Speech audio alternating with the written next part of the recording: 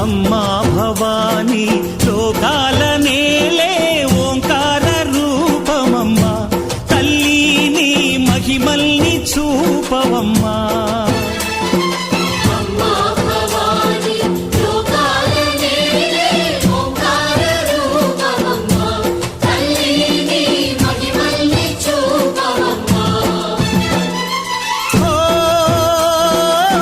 సృష్టికే దీపమా, శక్తికే మూలమా, సింహరథమే నీదమ్మా.